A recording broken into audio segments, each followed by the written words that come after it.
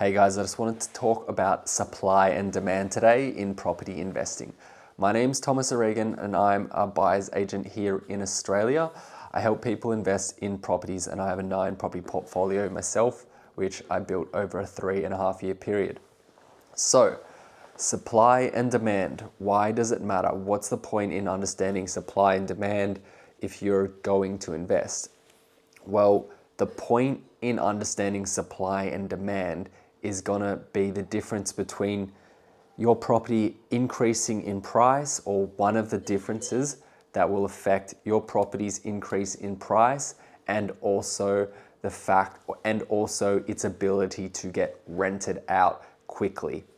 So, and that is two separate things, okay? Supply and demand in the property market in terms of property price increase and amount of stock on the market is that affects the property prices, right? But then you've got the rental market as well, and you have to look at them both as a property investor. You have to look at the rental market and say, is this a hot rental market? Is this a bad rental market? Is there too much supply on the market? Is there not enough supply? And if you're a landlord, you want to be investing in areas which do not have enough supply, because that means when you put your property up for rent, it is going to get a tenant very quickly. On the other hand, if there are many properties in the area where you own your property and they are all for rent, it will pretty much just be one thing will help you. A good property manager will always be able to find you a good tenant. But also it will be, if you don't have a good property manager, you'll have to keep cutting your prices until you're the lowest one in the market. And that's how you get a tenant that way, or you have to offer incentives or whatever. And we don't like to do that. We just like to invest in markets where it is a tight rental market and it's easy to get it rented out. Anyway, and then, so yeah, with oversupply, supply and demand, you can have a lot of oversupply in the property market in terms, like, say if you go out to one of these areas in Victoria, say like Tarneit, Truganina, and Melton and all those sort of areas, or if you go north, you go like to Craigieburn, Donnybrook in Victoria, they're like there's a load of new land estates out there, and they just keep building out into the farmland and building new houses and all that. That's what they do. And then all the houses look exactly the same, and they're exactly the same price, and there's not even enough people to fill all these houses. The government will say otherwise, but for some reason, the people, I guess, I don't know, they just don't want the houses, right? Because there's so many of them.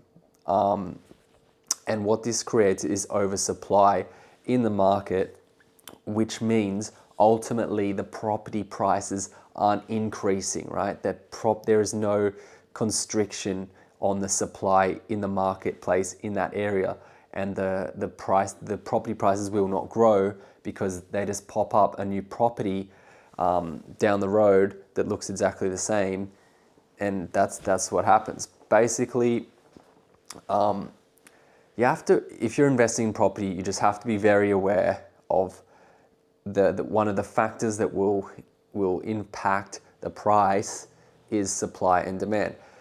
I really want to talk about the other factors that affect the increase in property prices right now, but I won't, because that's going to take ages. But I just want to quickly hit inflation. Obviously, is an effect of property price increase as well, and also, what else was I going to say?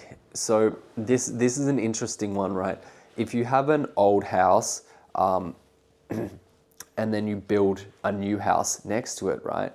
What that will actually do is that will actually increase the price of the old house, okay? So what I'm saying is, like, say for example, if you had an old suburb and they all had old houses in there, they were old 3-bedroom houses, and those houses were worth, say, like $500,000.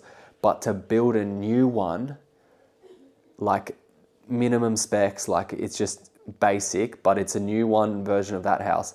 That new house will be worth about $750,000, say. And say if that was the minimum amount they'd be able to rebuild it for, that would actually bring up the price of the old house, okay? Because people are gonna go like, do I really want to spend $750,000 for a new house, or do I want to spend, $500,000 for an old one? And that brings up the price of the old house.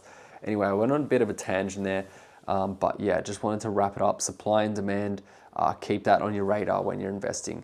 Always think about supply and demand when you're looking to purchase an investment property. Okay, bye.